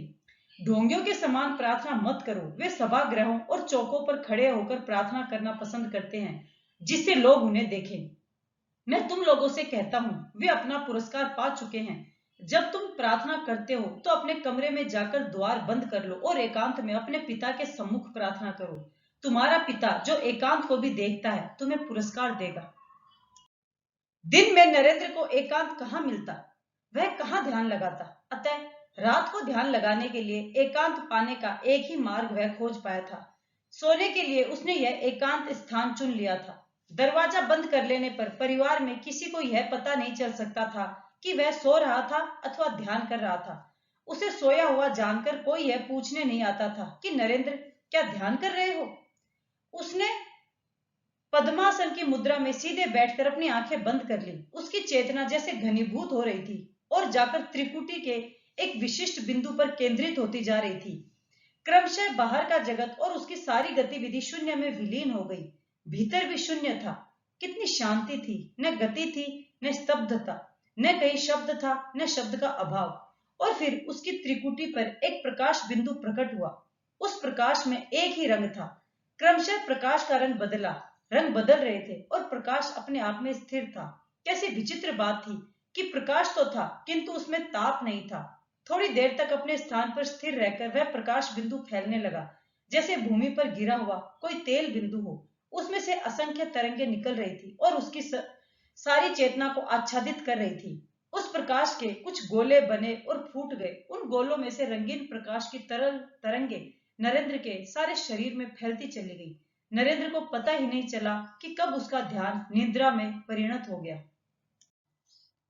अगला दृश्य, आज नरेंद्र और उसके मित्र दक्ष यज्ञ भंग नाटक का मंचन कर रहे थे। मंच बन गया था, पर्दे लग गए थे और दर्शक आकर बैठ गए थे। पर्दा हटा, मंच पर ब्रह्मा की सभा का दृश्य है। अनेक देवता और ऋषि मुनि बैठे हुए हैं। दक्ष प्रवेश करता है। सिवाय ब्रह्मा और महादेव शिव के सब लोग उठकर उसका स्वागत करते हैं। दक्ष ब्रह्मा के चरण छूकर बैठने लगता है तो उसकी दृष्टि अपने से भी पहले बैठे हुए शिव पर पड़ती है। उसकी आंखें क्रोध से लाल हो उठती हैं।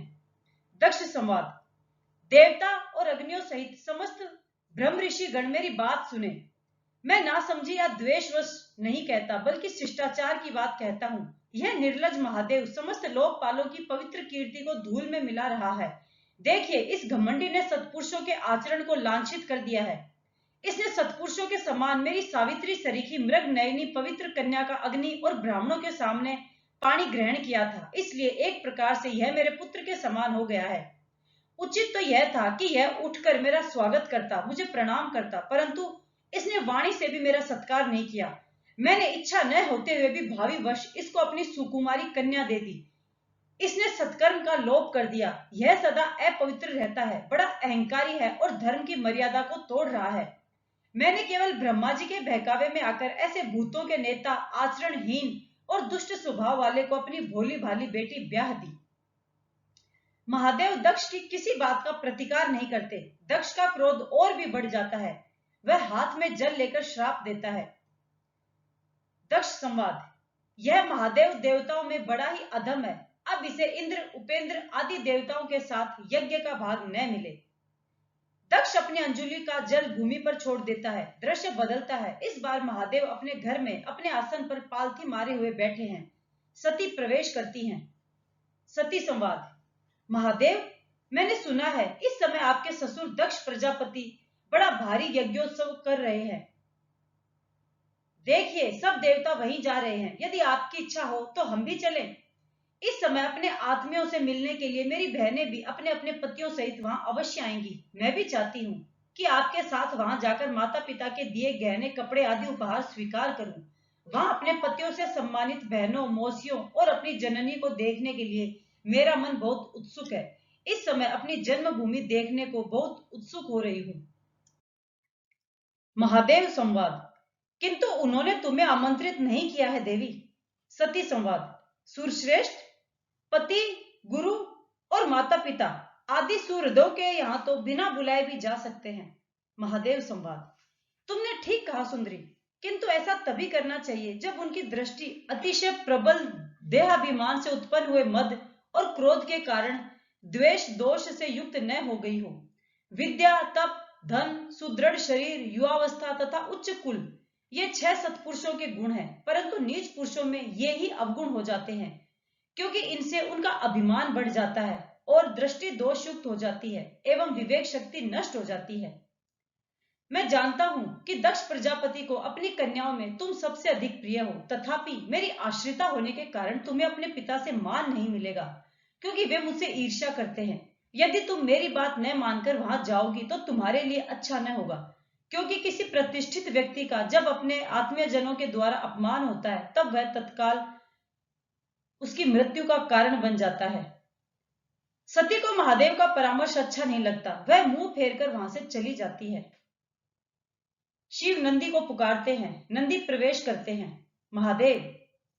शिव संवाद: सती अपने पिता के घर जा रही है। तुम कुछ अनुचरों के साथ उनकी सहायता तथा रक्षा के लिए साथ चले जाओ। नंदी संवाद: जो आज्ञा। दृश्य पुनः परिवर्तित होता है। दक्ष का यज्ञ हो रहा है। सती प्रवेश कर देखती है वहां शिव के लिए कोई स्थान नहीं है। सती संवाद: पिताजी, भगवान शंकर से बड़ा तो संसार में कोई भी नहीं है। वे तो सभी देहधारियों के प्रिय हैं। उनका न कोई प्रिय है न अप्रिय, अतएव उनका किसी भी प्राणी से वैर नहीं है। आप उन्हीं भगवान शंकर से द्वेष करते हैं। अवश्य ही आप अमंगल रूप हैं। जिस समय भगवान शिव आपके साथ मेरा संबंध जताते हुए मुझे हंसी में दक्ष कुमारी के नाम से पुकारेंगे, उस समय हंसी को भूलकर मुझे बड़ी ही लज्जा आएगी। इसलिए उससे पहले ही मैं आपके अंग से उत्पन्न इस शवतुल्य शरीर को त्याग दूंगी। सती तीव्रता से ऋषि मुनियों के मध्य यज्ञ कुंड में कूद पड़ती है और चारों ओर शोर मच जाता है। पर्दा गिरता है। नरेंद्र के चाचा काफी वेग से चलते हुए आए। वे शायद पर्दा गिरने से पहले ही वहां तक पहुंच जाना चाहते थे, किंतु सारी जल्दबाजी के बावजूद पर्दा उनके आने से पहले ही गिर गया। उन्हें लगा जैसे पर्दा गिरने से नाटक समाप्त नहीं हुआ, उनका मार्ग अवरुद्ध हो गया। यह उनके मन के अनुकूल नहीं था। पहले तो वे मंच की ओर देखते रहे कि शायद पर्दा अभी हटेगा और कोई प्रकट होगा, किंतु जब पर्दा नहीं हटा तो उन्होंने दर्शक रूप में नीचे फर्श पर बैठे बच्चों से कहा, विलय को बुलाओ। बच्चों ने एक दूसरे की ओर देखा, जाने चाचा जी किससे कह रहे थे। बच्चों की निष्क्रियता देखकर चाचा जी का क्रोध बढ़ा। डपट कर बोले, हाबू, विलय को बुलाओ। अभी बुलाता हूँ। हाबू घबराकर उठ खड़ा हुआ। नरेंद्र को खोजने के लिए हाबू पर्दे के पीछे चला गया, किंतु चाचा कुछ अधिक ही क्षुब्ध थे। वे उसके लौटने तक धैर्यपूर्वक खड़े भी नहीं हो पा रहे थे। स्वयं को व्यस्त करने के लिए उन्होंने तामू से पूछा, कौन सा नाटक है। दक्ष यज्ञ ध्वंस। तामू के कंठ से स्वर नहीं फूट रहा था। कल उसे नाटक देखने के लिए डांट पड़ी थी और आज फिर उसके पिता ने उसे यहाँ बैठा देख लिया था। चाचा के कुछ और कहने से पूर्व ही नरेंद्र मंच का पर्दा हटाकर नीचे आ गया। वह महादेव के वेश में था। सिर पर जटाएं थी, शरीर पर भभूत थी और कमर में बागंबर जैसा वस्त्र था। विलय, अगले दृश्य में वीरभद्र आकर यज्ञ ध्वंस करेगा? चाचा नरेंद्र से संबोधित हुए। नहीं काकू, अगले दृश्य में नंदी जाकर महादेव को सूचित करेगा और तब महादेव यज्ञ ध्वंस के लिए वीरभद्र को भेजेंगे। तो उसकी आवश्यकता नहीं है, चाचा बोले। मैं वीरभद्र बनकर आ गया हूं। मैंने तुमको कल ही कह दिया था कि उधम मचाओगे तो सब तोड़ दूंगा। नरेंद्र अभी ठीक से चाचा का अभिप्राय समझ भी नहीं पाया था कि चाचा मंच पर चढ़ गए और उन्होंने सारे पर्दे खींच लिए। हरमोहिनी और स्वर्णमयी ने साधारण से टांके लगाकर किसी प्रकार पर्दे टांगे थे। उन्हें पर्दे से चादर बना देने में चाचा को बहुत प्रयत्न नहीं करना पड़ा। दो एक बांसों पर भी चाचा का क्रोध वज्र बनकर गिरा। तख्त को मंच का रूप देने वाले सारे उपकरण ध्वस्त हो गए। बच्चों की समझ में कुछ नहीं आया। वे केवल इतना ही समझ पाए कि चाचा रुष्ट हैं। रोष का कारण न चाचा ने बताया था और न बच्चों में पूछने का साहस ही था। किसी वयस्क को क्रोध में देखकर उनकी एक ही सहज प्रतिक्रिया होती थी। वे सब बिना कुछ सोचे समझे इधर उधर भाग गए। नरेंद्र अवाक खड़ा था। वह जानता था कि उसे चाचा का विरोध नहीं करना था क्योंकि अवस्था में वे उससे बड़े थे, किंतु उसके मन में एक प्रश्न लगातार गूंज रहा था। क्या अवस्था अधिक होने मात्र से ही किसी को मनमाने अत्याचार करने का अधिकार मिल जाता है? अध्याय 19। नरेंद्र और उसके मित्र गहरी चिंता में डूबे हुए थे। समस्या का कोई समाधान नहीं मिल रहा था। मेरा विचार है कि अब हम और नाटक नहीं कर पाएंगे, अंततः नरेंद्र ने बहुत धीरे से कहा। क्यों? केवल इसलिए कि तुम्हारे काकू ने क्रोध में हमारा मंच तोड़ दिया है? मोती ने कहा। अरे मंच में था ही क्या, हमने कौन सा पंडाल बनाया था? तो बांस खड़े कर रस्सियां बांधेंगे तो फिर वैसे ही पर्दे लग जाएंगे। और पर्दे न भी लगे तो क्या नाटक नहीं हो सकता? दुर्गा पूजा में खुले मैदान में रात रात भर जो यात्रा होती है उसमें कौन से पर्दे लगे होते हैं? खैर, मंच बनाने में तो ऐसी कोई कठिनाई नहीं है, किंतु मुझे लगता है कि काकू अब हमें नाटक करने ही नहीं देंगे। नरेंद्र बोला। संभव है कि नाटक के कोलाहल से उन्हें असुविधा होती हो, किंतु यह भी संभव है कि उनके मन में नाटक का ही विरोध हो। हाबू और तामू अच्छा गा लेते हैं, किंतु अपने पिता के आतंक के मारे उन्होंने हमारे किसी नाटक में भाग नहीं लिया। लगता है काकू की इच्छा है कि इस घर में नाटक खेले ही न जाए। तुम उनसे पूछते क्यों नहीं? आखिर उनका विरोध किस बात से है? हरि ने परामर्श दिया। संभव है कि हम उनकी आपत्ति दूर करके नाटक खेल सके। नहीं, यदि ऐसा कुछ होता तो वे हमें पहले ही अपनी आपत्ति बता देते, किंतु इस व्यवहार का तो एक ही अर्थ है कि उनकी इच्छा नहीं है कि नाटक खेला जाए। नरेंद्र निश्चयात्मक स्वर में बोला। बड़ी कठिनाई है। बड़े लोगों की सनक के सामने बच्चों का कोई अधिकार ही नहीं है। यदि कोई बच्चा जरा सी बात कह दे तो वह अशिष्ट कहलाएगा, किंतु बड़े लोग कितने भी अभद्र हो जाएं, वह उनका अधिकार होता है। तो मोती ने पूछा। यदि हम फिर से एक मंच बनाएंगे तो वे पुनः उसे भंग कर सकते हैं, नरेंद्र बोला। और यह भी संभव है कि उनके हाथों हमारी पिटाई भी हो जाए। तो स्थान बदल लेते हैं, हरि बोला। हम नाटक कहीं और कर लिया करेंगे। कहीं और नाटक करना सरल है क्या? मोती ने कहा। एक तो किसके घर में इतना खुला स्थान होगा? फिर जिसके घर में स्थान होगा वह हमें क्यों अपने घर में कोलाहल करने देगा? तुम कहीं किराए पर हॉल लेकर नाटक करने की तो नहीं सोच रहे? इतनी ही देर में नरेंद्र जैसे अन्य मनस्क हो गया था। वह अपने चिंतन जगत से लौटा। अरे छोड़ो नाटक को, जीवन की बात करो। मित्रों ने उसकी ओर देखा। वे जीवन की ही तो बात कर रहे थे। उनके जीवन में से नाटक निकल जाएगा तो फिर शेष बचेगा ही क्या? नाटक मंडली भंग कर देते हैं, नरेंद्र बोला। हम लोग अभिनय ही तो कर रहे थे बड़े बड़े शक्तिशाली लोगों का। अब हम स्वयं वैसे ही शक्तिशाली बनने का प्रयत्न करेंगे। मित्रों ने पुनः उसे देखा। जाने वह क्या कह रहा था। इस पगले बिल्हे का कुछ पता ही नहीं चलता कि इसके मन की तरंग कहां से कहां पहुंच गई है। नहीं समझे? नरेंद्र ने पूछा। नहीं, मित्रों ने सिर हिला दिया। इस बार नरेंद्र गंभीर था। उसकी विनोदी मुद्रा कहीं लुप्त हो गई थी। हम अनुकरण अथवा अभिनय करने के स्थान पर स्वयं ही वे बनने का प्रयत्न करें जिनका हम अनुकरण करते हैं। पर कैसे? हरि की समझ में कुछ नहीं आया था। नरेंद्र थोड़ी देर मौन ही रहा और उसके पश्चात अपनी योजना की भूमिका स्वरूप बोला। देखो, सबसे पहले तो हम इस बात को समझें कि कोई भी असाधारण कार्य करने के लिए हमें अपने मस्तिष्क और शरीर का विकास करना है। मस्तिष्क के विकास के लिए तो हम विद्यालय और घर पर अध्ययन करते हैं, किंतु शरीर के विकास के लिए हम खेलते हैं, मोती ने कहा। क्या खेलते हो, लुका छिपी, थोड़ा फुटबॉल या फिर नाटक? नरेंद्र कुछ आवेश में बोला। इनसे वास्तविक रूप में शरीर का विकास नहीं होता। उसने रुक कर सबको देखा। मैं तो कठोर व्यायाम की बात सोच रहा हूं, जो हमारी मांसपेशियों को दृढ़ बनाए, हमें शक्ति का भंडार भर दे। पर मित्र इतनी जल्दी सहमत होने वाले नहीं थे। अपनी बात के प्रभाववश नरेंद्र ने उनके चेहरों पर जिस कांति की कल्पना की थी, उसका तनिक सा भी आभास उसे नहीं मिला। कलाकारों को व्यायाम से क्या लेना देना, मोती ने कहा। हमें क्या कोई पहलवान बनना है? नरेंद्र झल्ला उठा। ये लड़के उसकी बात समझते क्यों नहीं? सीमित दृष्टि से सोचते हैं और वैसे ही उत्तर देते हैं। उसका मन हुआ कि उन्हें उनकी मूर्खता के लिए धिक्कारे, किंतु धिक्कारने पर तो योजना उनकी समझ में आ नहीं जाएगी। कलाकार को भी व्यायाम का उतना ही लाभ होता है जितना अन्य लोगों को। कलाकार क्या दुर्बल और रोगी होकर ही महान होता है? नरेंद्र ने रुककर मोती को देखा। और मैंने तो सदा पूर्ण मनुष्य बनने के विषय में सोचा है, कलाकार बनने के विषय में नहीं। यदि कला मुझे श्रेष्ठ मनुष्य बनाएगी तो ही मुझे उसकी आवश्यकता है, अन्यथा नहीं। तो क्या करने का विचार है? अब तक चुप बैठे हुए गोपू ने जैसे ऊब कर पूछा। अब हम नाटक मंडली के स्थान पर व्यायामशाला का निर्माण करेंगे। कैसे? कैसे क्या? नरेंद्र बोला। व्यायाम के उपकरण लाएंगे और जमकर व्यायाम करेंगे। मित्रों ने चकित होकर उसे देखा। उनकी समझ में नहीं आया कि यदि वे नाटक मंडली नहीं बना सकते तो व्यायामशाला कैसे बना सकते हैं। पर व्यायामशाला बनाएंगे कहां? यही, नरेंद्र के स्वर में आवेशपूर्ण विश्वास था, अपने घर के आंगन में। वे अभी सोच ही रहे थे कि व्यायामशाला का निर्माण संभव भी है या नहीं कि हरि बोला, पर मैं तो अभिनेता बनना चाहता हूं। तो तुम व्यायाम मत करना। नरेंद्र ने उसके कंधे पर हाथ मारा। तुम व्यायाम करने का अभिनय करना। अन्य मित्रों ने हंसते हुए अपनी सहमति दे दी। अगला दृश्य। नरेंद्र को अपने माता पिता की ओर से नाट्य मंडली बनाने के लिए कोई प्रतिरोध दिखाई नहीं दिया था, न व्यायामशाला बनाने में। विश्वनाथ ने तो उससे यह भी नहीं पूछा कि नाट्य मंडली का ही पुनर्गठन क्यों नहीं करता और व्यायामशाला ही क्यों बनाना चाहता है। नरेंद्र को लगा कि उसके बाबा अपने पुत्र की इच्छा के मार्ग में नहीं आना चाहते, न ही वे इस संदर्भ में अपनी रुचि अरुचि उस पर आरोपित करना चाहते हैं।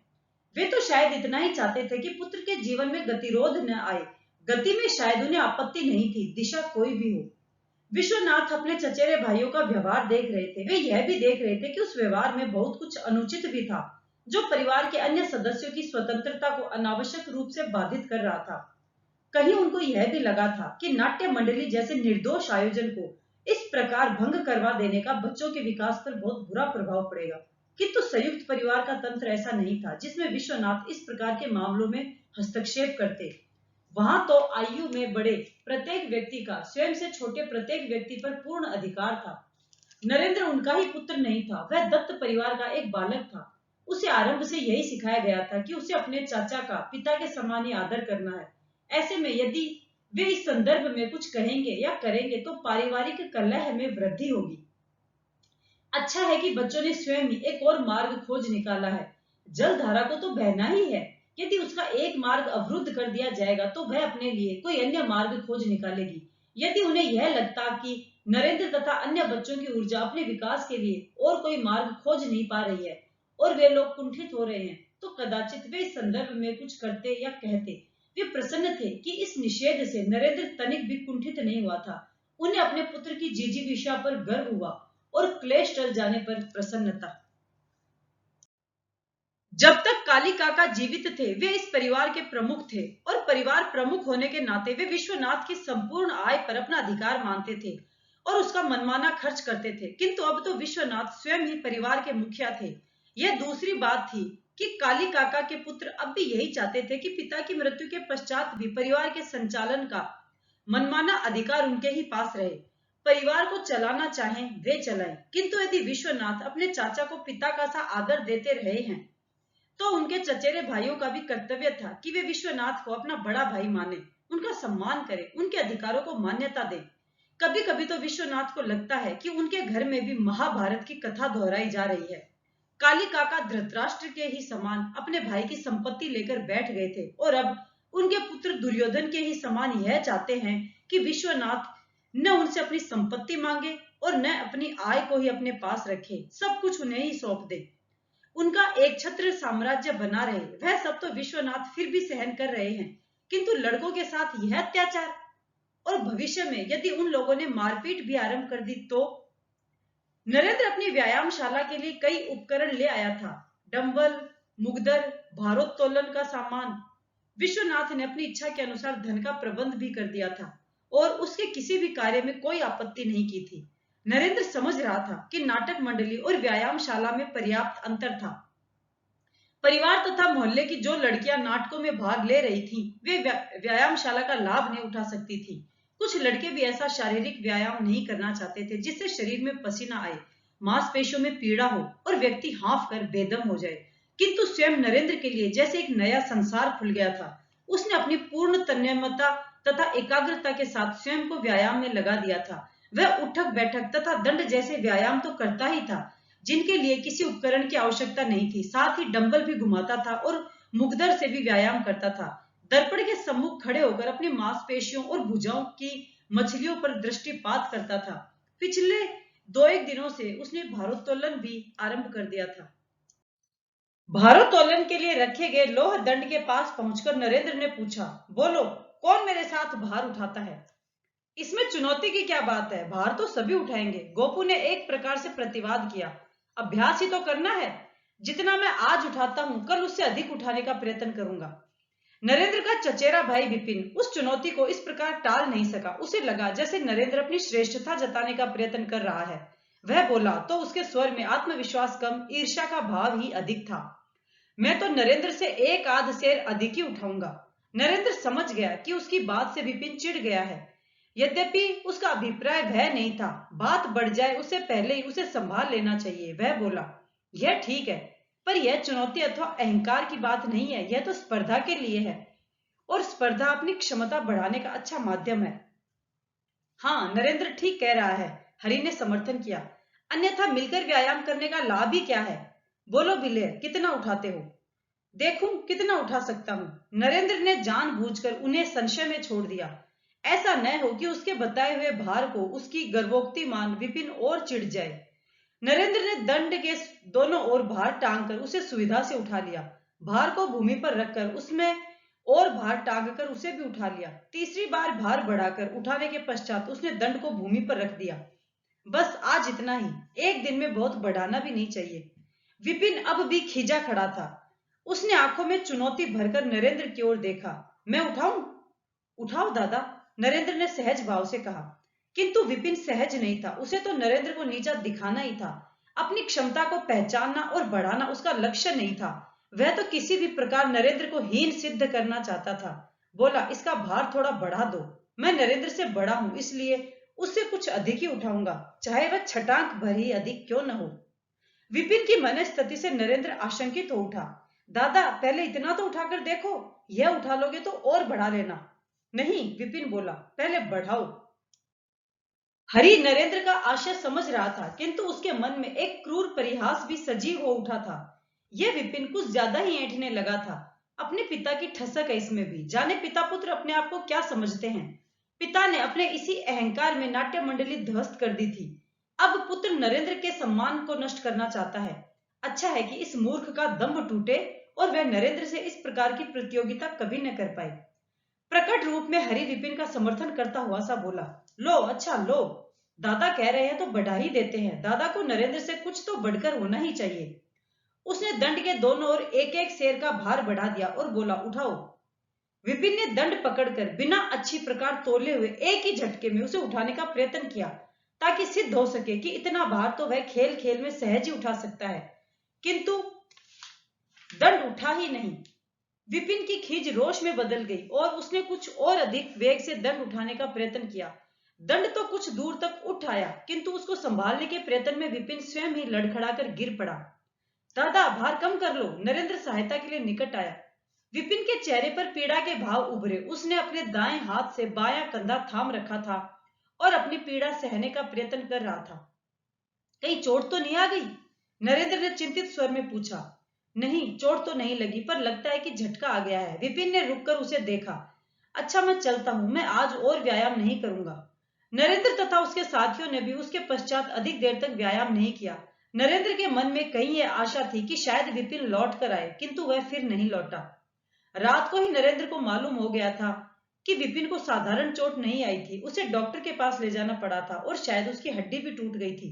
नरेंद्र अपनी जगह बैठा यह सोचता रहा कि विपिन तो शायद इस दुर्घटना के लिए उसे दोषी न ठहराए, किंतु काकू अवश्य ही उससे रुष्ट होंगे।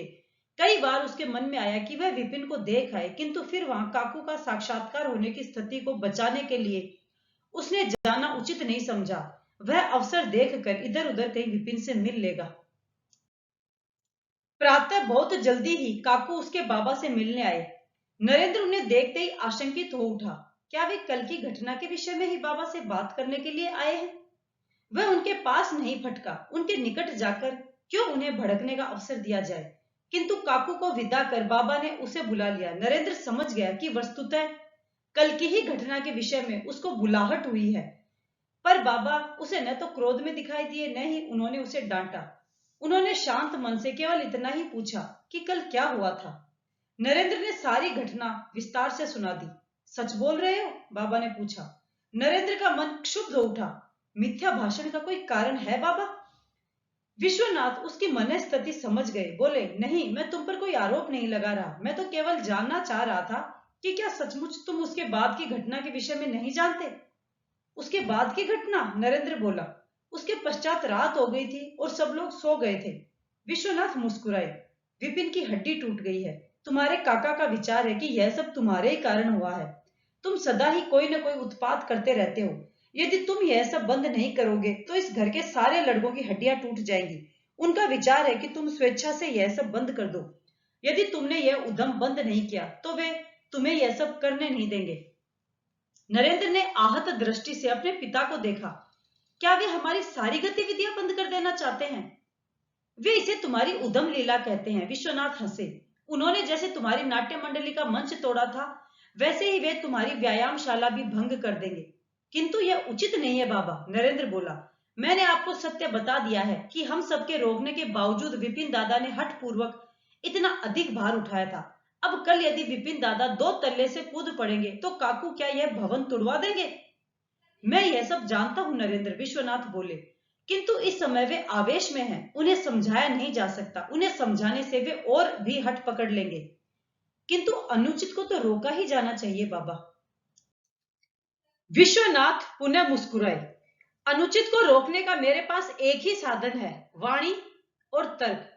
इस समय तुम्हारे काका पर इन दोनों का ही कोई प्रभाव नहीं पड़ेगा, तो उन्हें बलात् रोका जाना चाहिए। नरेंद्र ने मन की बात कह दी। नहीं, विश्वनाथ बोले, यदि वे हम पर बल का प्रयोग करें तो भी उन्हें बल से नहीं रोका जाना चाहिए। इससे परिवार में कलह बढ़ेगी। तुम लड़ते हुए अपने 2 मित्रों के बीच इसलिए आ जाते हो कि उनका झगड़ा समाप्त हो जाए, और अब तुम यह चाहते हो कि तुम्हारे पिता और काका उसी प्रकार लड़े जैसे तुम्हारे मित्र लड़ते हैं। नहीं, मैं यह नहीं चाहता, किंतु अनुचित को किसी प्रकार तो रोका ही जाना चाहिए। कोई तो मार्ग होगा बाबा। मेरी समझ में तो एक ही मार्ग है पुत्र, और वह है उदारता। दूसरों की भूलों को क्षमा कर देना चाहिए, क्योंकि उन भूलों के पीछे भी उनकी कोई न कोई कुंठा होती है। विश्वनाथ बोले, मैं जानता हूं कि वे ठीक ढंग से सोच नहीं पा रहे हैं, किंतु इस समय शांत रह जाना ही उचित है। कुछ दिनों में उनकी उग्रता शांत होगी और वे भूल जाएंगे कि उन्होंने व्यायामशाला पर आपत्ति की थी। तब तुम लोग अपनी गतिविधियां फिर से आरंभ कर लेना।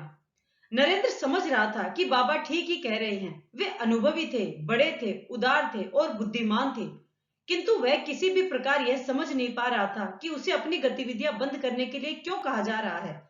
उसने तो न विपिन से व्यायाम करने के लिए कहा था और न उतना अधिक भार उठाने के लिए। फिर उसकी भूल का दंड नरेंद्र को क्यों दिया जा रहा था? यदि विपिन भार नहीं उठा सकता था या उठाना नहीं जानता तो उसे सिखाया जाना चाहिए, उसे अभ्यास कराया जाना चाहिए, या नरेंद्र की व्यायामशाला बंद करवा दी जानी चाहिए। वह झल्लाकर पूछना चाहता था कि परिवार के बड़ों का यह कौन सा तर्क है, कौन सा न्याय है? नरेंद्र का यह दमन क्या विपिन की हड्डी जोड़ देगा, या नरेंद्र को अभ्यास से रोककर अक्षम बनाए रखने पर विपिन की भारोत्तोलन क्षमता बढ़ जाएगी? काका अपने परिवार के बच्चों का विकास क्यों नहीं देखना चाहते? वे अपने अहंकार को छोड़कर क्यों सत्य को देख नहीं सकते? किंतु वह कर ही क्या सकता था? उसके मन का वेग उसे प्रेरित कर रहा था कि काका की इच्छा की परवाह किए बिना उसे अपनी व्यायामशाला चलाए रखनी चाहिए, और उसका विवेक कह रहा था कि बाबा का निर्णय ही उचित है। परिवार में कलह को बढ़ाने का कोई लाभ नहीं है। उसे ही अपना दमन करना चाहिए, उसे प्रतीक्षा करनी चाहिए। अनायास ही नरेंद्र घर के उस खंड की ओर चल पड़ा जहां व्यायामशाला थी। वह अब व्यायाम तो शायद नहीं कर सकेगा, किंतु उन उपकरणों की देखभाल तो करनी ही होगी जिन्हें मूल्य देकर खरीदा गया था। वहां पहुंचकर नरेंद्र चकित खड़ा रह गया। काका ने व्यायामशाला बंद करवाने की धमकी ही नहीं दी थी, वे तो उसका ध्वंस कर चुके थे। बहुत संभव है कि व्यायामशाला को ध्वस्त करके ही पिताजी के पास आए हों। कुछ उपकरण टूटे पड़े थे, जैसे उन्हें बलपूर्वक उठाकर पटका गया हो। कुछ केवल बिखेर दिए गए थे और कुछ उपकरण वहां थे ही नहीं। नरेंद्र अपने कमरे में लौट आया। अब तक उसका विवेक उसे यह समझा रहा था कि उसे बाबा की इच्छा के अनुसार शांत रहना चाहिए, ताकि परिवार में बड़ों की अवमानना न हो या परस्पर वैर विरोध न बढ़े। किंतु अब उसके मन में यह बहुत स्पष्ट हो गया था कि उसे शांत नहीं रहना चाहिए, निष्क्रिय नहीं होना चाहिए। नाट्य मंडली के ध्वंस के पश्चात वह शांत रहा, तो क्या काका ने अपना दृष्टिकोण बदल लिया? नहीं, अपना अधिकार स्थापित करने का उनका मोह ही बड़ा है। नरेंद्र अपने बाबा की इच्छा का विरोध नहीं करेगा, किंतु वह अपनी गतिविधि भी बंद नहीं करेगा। यदि इस घर में काका का इतना ही आधिपत्य है कि उनकी इच्छा के बिना एक पत्ता भी नहीं हिल सकता, चाहे उनकी इच्छा अनुचित ही क्यों न हो, तो वह उनके अधिकार क्षेत्र से बाहर निकल जाएगा।